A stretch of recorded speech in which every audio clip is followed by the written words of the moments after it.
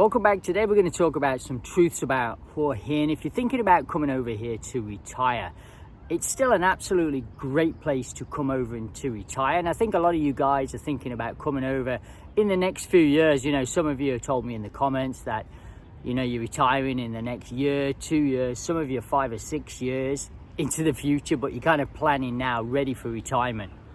And, you know, I've been living around this area for a long time, and it hasn't changed that much. Changed a bit, you know, and this year in particular, I think tourism's been down a lot. You know, you've probably seen on the news, you know, tourism in Thailand generally is down a lot. I think it's a lot of the Chinese that are not coming over to Thailand anymore. But this is good news for you guys if you're thinking about coming over here to retire in the next year or two. If tourism's down, then, you know, there's more opportunities to get, you know, better value for money coming over here.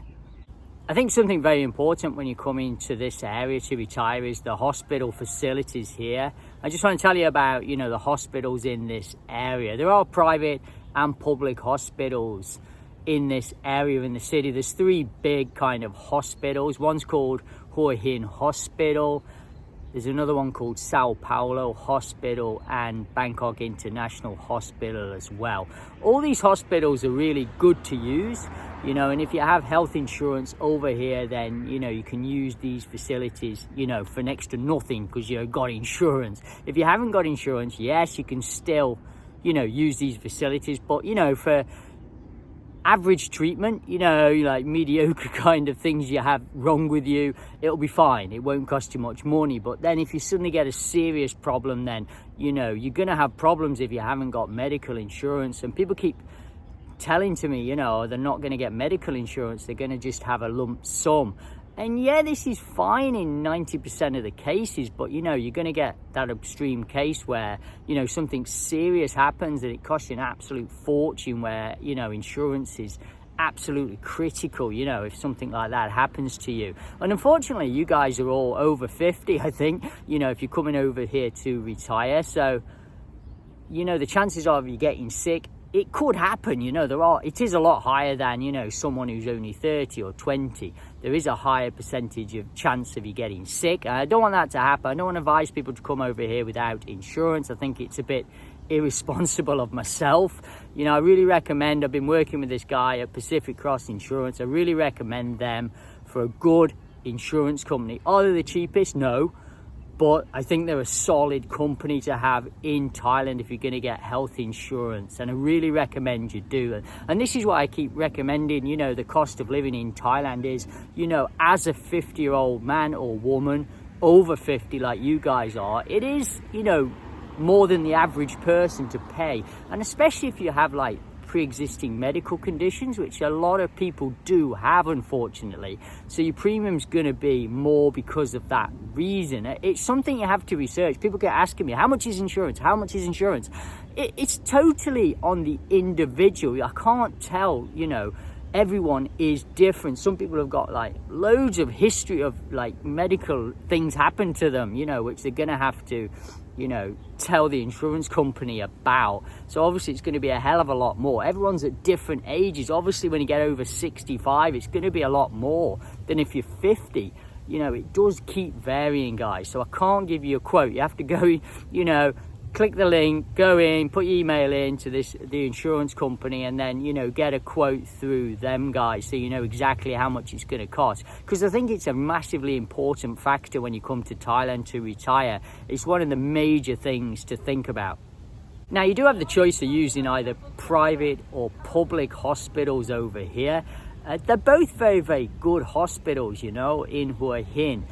If you're going to use the private one, obviously, I think the main difference really, they have very similar doctors, to be honest. The actual quality of care in both hospitals is fantastic, to be honest with you.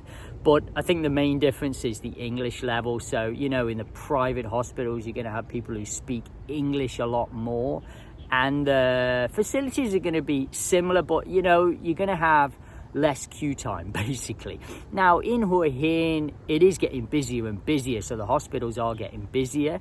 You know, in Bangkok, if you were staying there, it'd be like not a nightmare, but you know, you have to queue a long time. I've done it myself, but I normally go to private hospitals myself, but we have taken my kids to public hospitals in the area where I live now, and it's okay, because my missus speaks Thai and, you know, can kind of understand everything. But that can be problematic if you go into a hospital, a public hospital in Hua Hin, and they don't speak English, or maybe a clinic and they don't speak English. Sometimes there's miscommunication.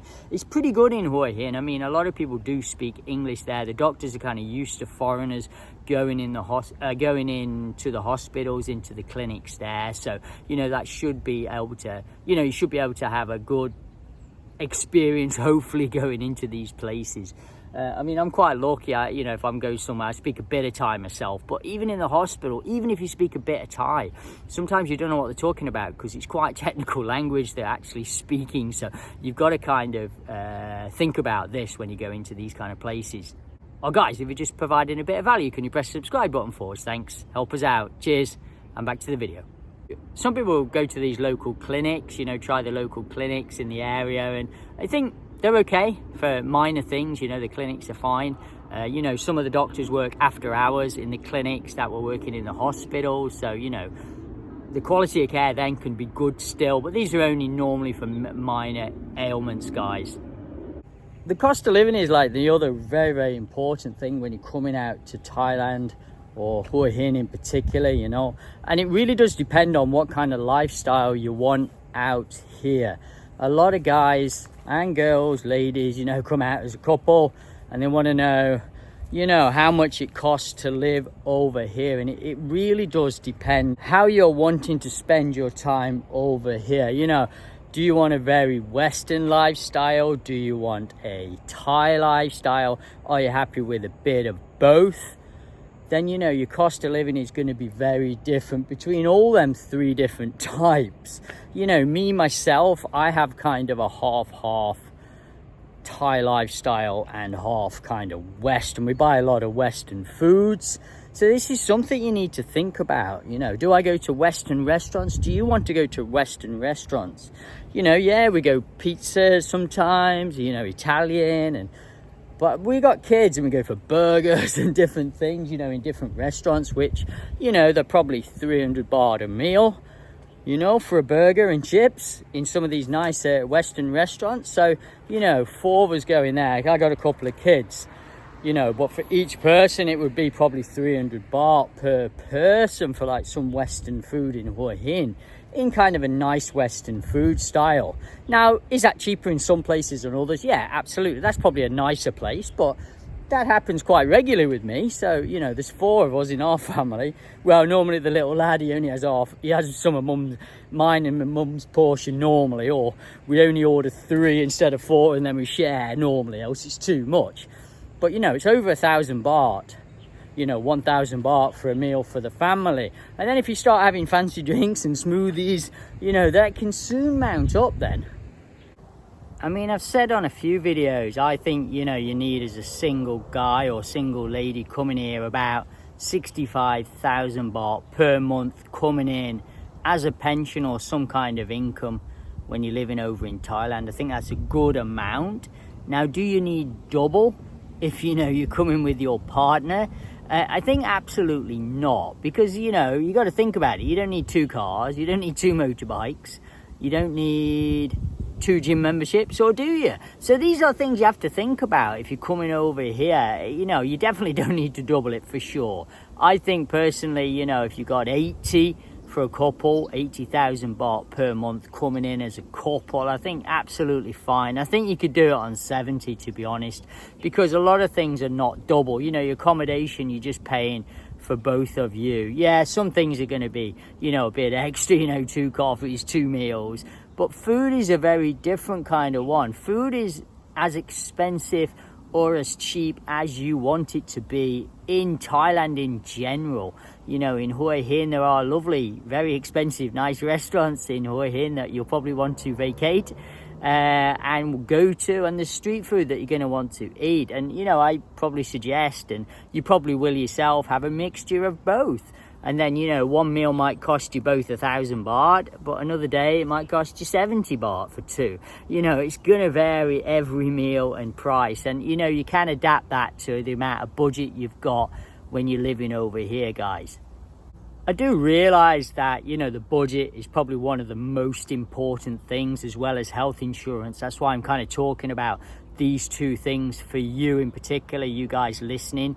You are retirees coming to Thailand, you know, budget, health, two massive things that are probably going to, you know, impact your life out here the most. Another thing to think about is like the price of the accommodation you're going to get, and has accommodation gone up in that area?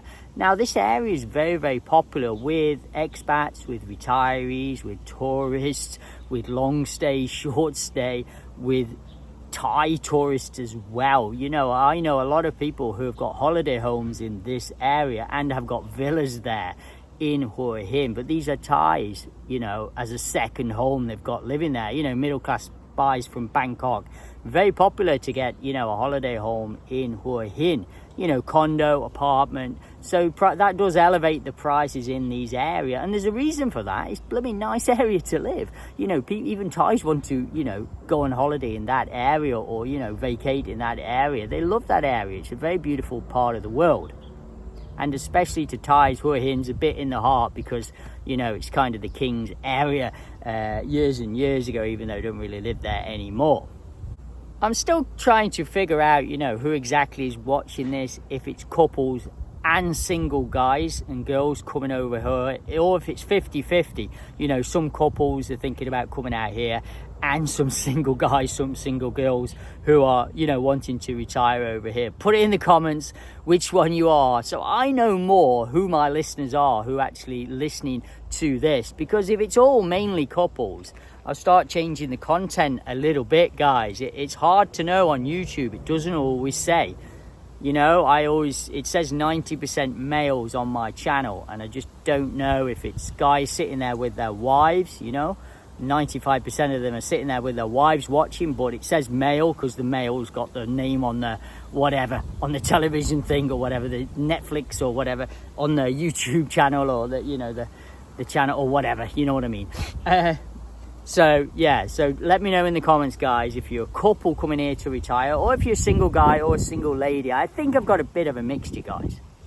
When you first come over to Thailand and Hua Hin to live as a retiree, you know, you'll experience a massive high when you first get here, for sure. That's normal, and it'll probably last 3 to 6 months.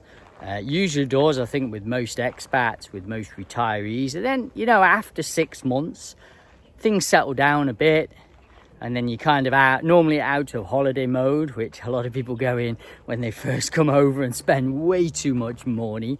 So normally after this kind of holiday or honeymoon period's over, then, you know, you get down to humdrum of everyday life, and you'll find that you do spend a bit less, you know, than that first 3 to 6 months. You know, it does take time to set everything up in a new country, for sure. You know, you have to put a lot of condos or houses, you have to put like 2 months deposit down on the house. You know, we rent houses in Thailand, and we ask for 2 months up front and then month rent. So, you know, if your condo's 20,000 baht, let's say, or house is 20,000 baht a month, and that's 60,000 you have to suddenly put down. And, you know, other setting up things. Sometimes you want to buy furniture, you know, extra furniture for your house when you know, first set up in an apartment. Sometimes it's not fully furnished, or you want to put your own stamp on it, put, you know, some of your own equipment in the house, you know, new TV or whatever. A lot of these condos come fully furnished. They do vary, each to their own. You know, one of our houses is furnished, one's not actually. And the tenant brought all their own furniture. They actually wanted it like that. And then after the costs have gone down, after 6-12 months, after a year or two, they usually go up again, you'll find. And then you end up spending more over here. You know, when you've been over somewhere a long time, things start to break, you need new things, and things crop up that you've not always thought about will crop up. Sometimes you have to fly home to your own country, or things like this. So this is kind of, you know, what happens when you live abroad. Hope this helps you out, guys. If you're thinking about coming to retire in Thailand, put it in the comments. You know, if you're a couple or a single guy or girl coming out here to Thailand. So I know once and for all, I want to get to know my audience a bit better. Take it easy, and I'll see you on the next one, guys.